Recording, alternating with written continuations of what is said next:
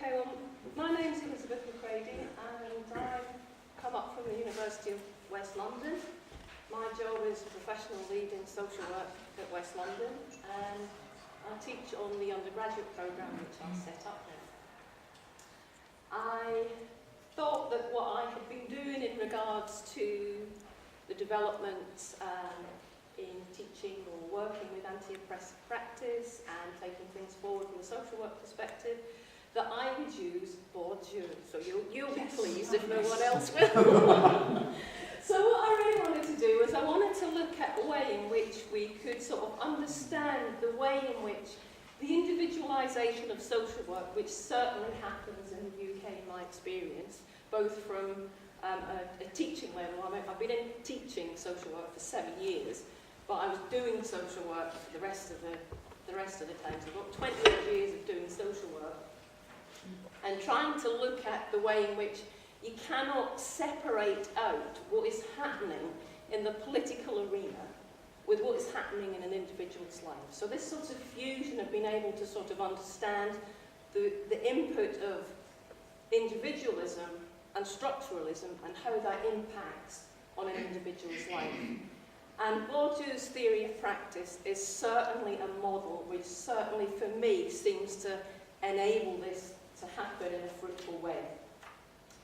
They say that Bourdieu's, according to Kitchen, he says that to examine institutional change using Bourdieu's theory is still in its infancy. So if it's in its infancy, that's probably not in social work now. But he says that although his work's complex, difficult, it is the most influential theory in current debate. And I would think that those are some of the real reasons why it would be beneficial to bring it to the fore. His ability to bring together the fusion of this sort of existentialism and structuralism into the way in which we work as social workers will be really beneficial. And he talks about 3 different areas. He talks about the habitus, the capital, and the field. Now, there might be people in this room that are far more experienced in Bourdieu's theory than I am, but I do think that as a starting point, it's really good. But the other sort of notion that he talks about is this notion of doxa. And my research has been on the influence of the eugenics movement in social work practice. Now, you might think that eugenics has got absolutely nothing to do with social work, but let me tell you, it has.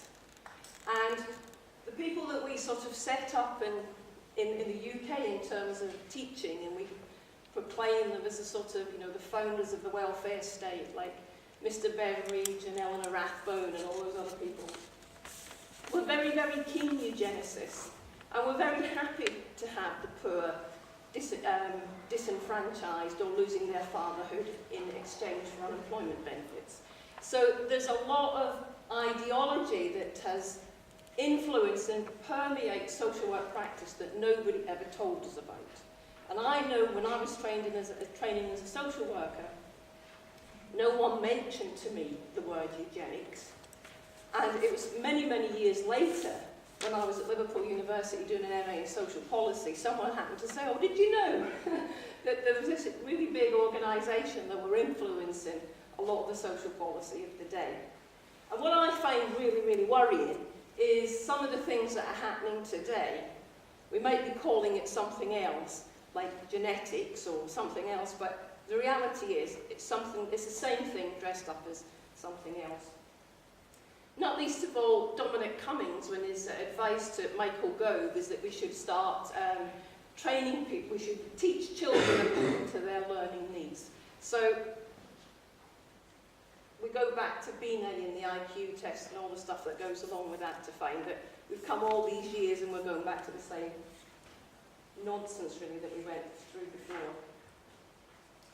So the 3 key areas are habitus, capital, and field. And I wanted to look at these in the context of the whole idea of the way we come up with things is that the things that we accept as givens in society, and Frantz Fanon calls it the collective unconsciousness, that all these ideas that we sort of go as givens are the things that we need to start questioning as social workers. Like the notion that it's a good idea to do X, Y, and Z, it's a good idea to treat people in certain ways, the way in which we all know, don't we, that refugees are all coming here because they all want to get our benefits, or refugees want to do this, that, or the other because it's a great place to come.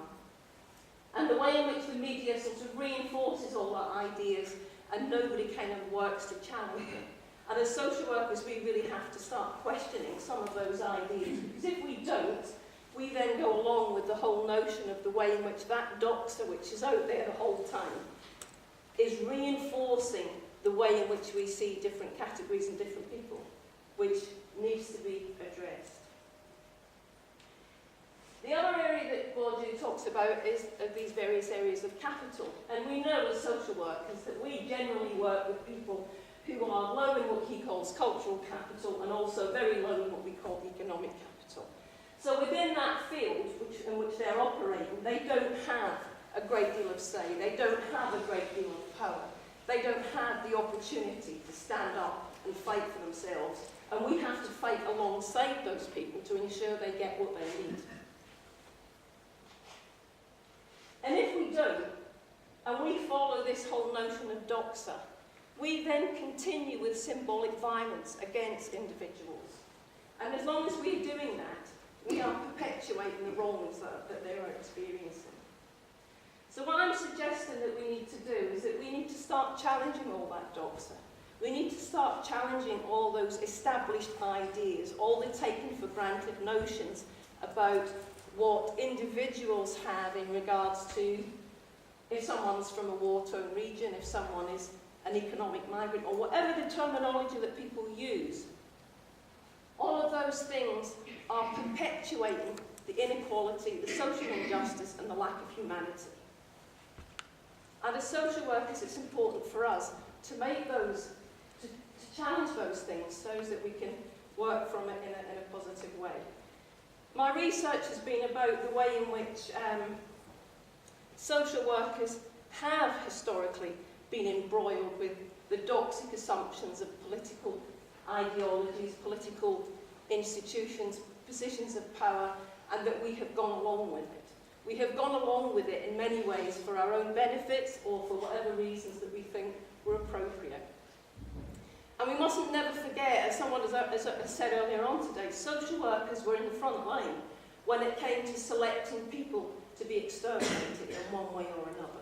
Social workers were involved in identifying people to be taken into long-stay institutions and then selling it to them as if it's in their best interest.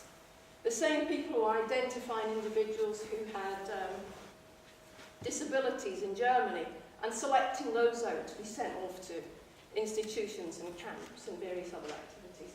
So social work has got a bad history, and we can either accept and acknowledge that and try to do something to change it, or we can carry on going along in the doxic assumptions that everything that we're doing is fine. And I suggest that we need to stop doing that and be more political and move towards this view of recognising that individuals and their experiences take shape in their habitus. And some of the things that happen to people in a political sense become ingrained in them through their experiences.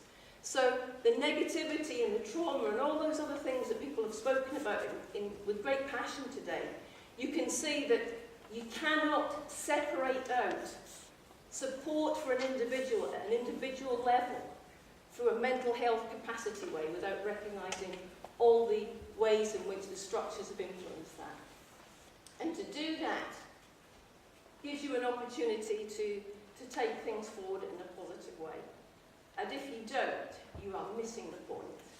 And the way in which someone's environment becomes part of who they are, what they believe they can do, what they can't do, and what's possible for them becomes restricted.